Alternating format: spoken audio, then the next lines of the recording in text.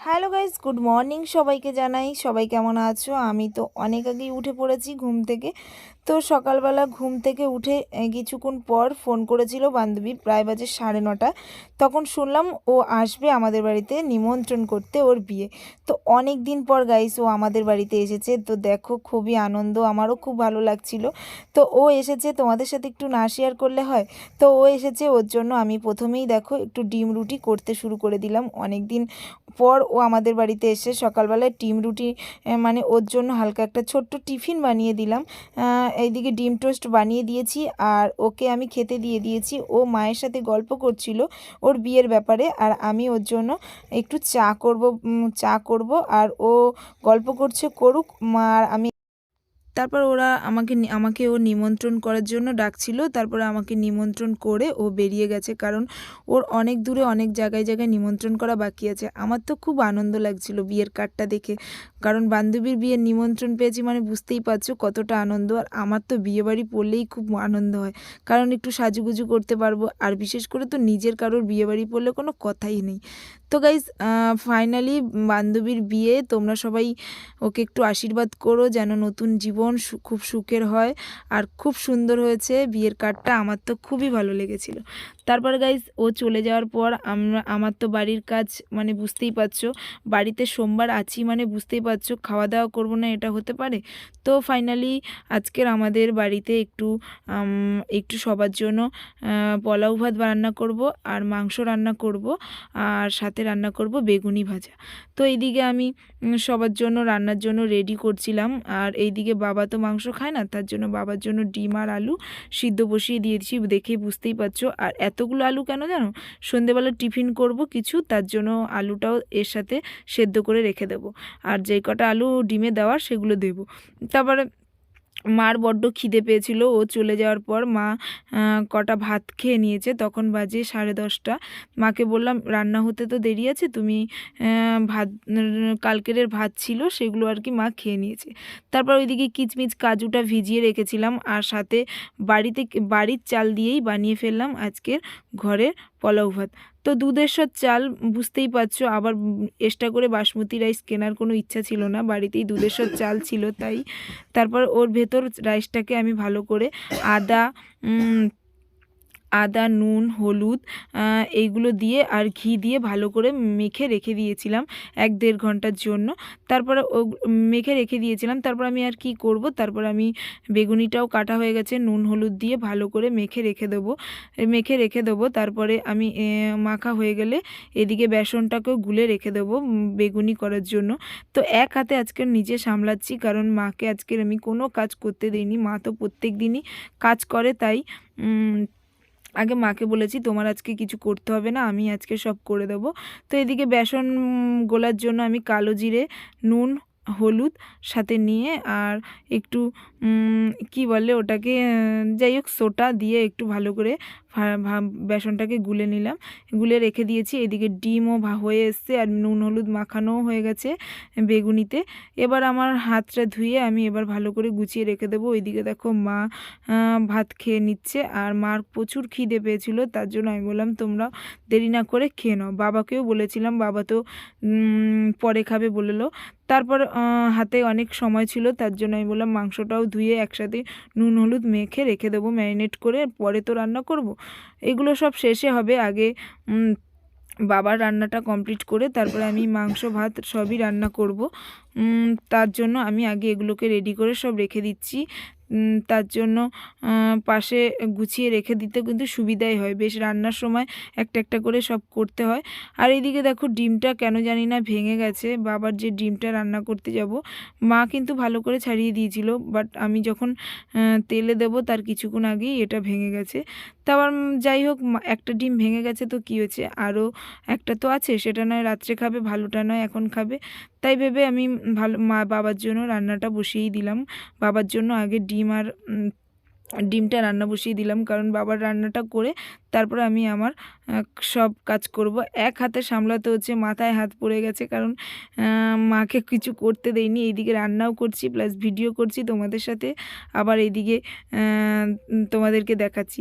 একটা একটা করে জিনিস করছি আর একটা একটা করে কুটছি, এরকমই একটা ব্যাপার। তো এইদিকে হাফ কুটছি আর বাবা তো এইদিকে রাম মন্দিরের আজকে তো জয় শ্রীরামের মন্দিরে অযোধ্যার মন্দির প্রতিষ্ঠিত হয়েছে, তো তোমরা সবাই জানো, আমরাও সেটা দেখছিলাম। আমরা তো আর যেতে পারিনি, আমরা সেই সকালবেলা 7টার সময় খবর চালিয়ে দিয়েছি, আর এখনও সেই টিভি চলছে, প্রায় 2-3টে অবধি টিভি চলেছে। আমরা সেটাই দেখছিলাম, রাম মন্দিরের উদ্বোধন। সেই দেখতে দেখতে রান্নাও করছিলাম, বাট বাবাও দেখছিল, আমিও দেখছিলাম। আর এদিকে মাংসের জন্য আলুটা ভাজা করতে দিয়ে দিয়েছি। ডিম আর আলু অনেক আগেই হয়ে গেছে, ডিমের তরকারিটা অনেক আগেই হয়ে গেছে। তারপর আমি মাংসের জন্য আলুটা ভেজে নিলাম।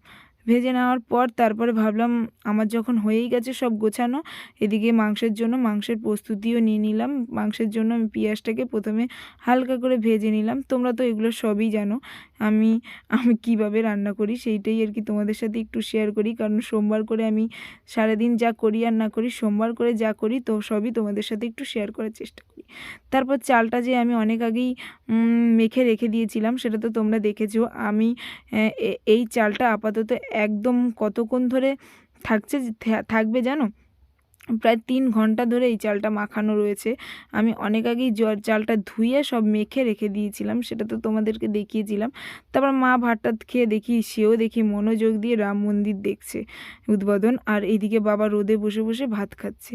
তো বাবাকে মাঝখানে একটু ডিম ভাজা করে দিয়েছিলাম ভাত খাওয়ার জন্য। ঠান্ডা ভাত, তোমরা তো জানো ঠান্ডা ভাত শীতের সময় খেলে একটু কিছু গরম গরম না হলে ভালো লাগে না। বাবাকে তার জন্য ডিমটা ভাজা করে দিয়ে আমি মাংসটা বসিয়ে দিয়েছিলাম কড়াইতে। অনেকটাই দেরি হয়ে গেছে, আজকে রান্না করে উঠতে উঠতে প্রায় 1টা-1.5টা বেজে গেছে। তো যাই হোক, যখন রান্না করে উঠেছি না, পরিশ্রমটা গায়ে লাগেনি, খেতে যখন ভালো লেগেছে সব পরিশ্রম দূর হয়ে গেছে। তারপর মা দেখি রাম মন্দির দেখতে দেখতে ঘুমিয়ে পড়লো। তারপর আমি কি করব, মাংসটা হয়ে যাওয়ার পর আমি পোলাও ভাতের জন্য আমি কিচমিচ কাজুটাকে তেলে আর তার সাথে এলাচ দিয়ে দিয়েছি, 2টো তেজপাতা দিয়ে দিয়েছি, দিয়ে ভালো করে ওটাকে তেলের মধ্যে ভেজে নিচ্ছি। আর চালটা তো অনেক আগেই পেস্ট করা ছিল, তো তোমরা সবাই দেখেছো। তো এই চালটাকে আমি এবার তেলের ভেতর দিয়ে দেবো, দিয়ে আর কি এবার হালকা করে গরম তেলে ভেজে নেব। ভেজে নেওয়ার পর তারপর জল দেব। এইভাবেই তো হয়তো তোমরা রাইস বানাও, আমি তো এইভাবে বানাই। তো কেমন ভাবে বানাই সেটা তো তোমরা নিশ্চয়ই দেখতে পাচ্ছ। আর যদি তোমরা আমার অন্যরকম বানাও তাহলে তোমরা প্লিজ সবাই একটু কমেন্ট বক্সে জানিও যে আমার এরকম রান্নাটা কি হয়েছে কিনা।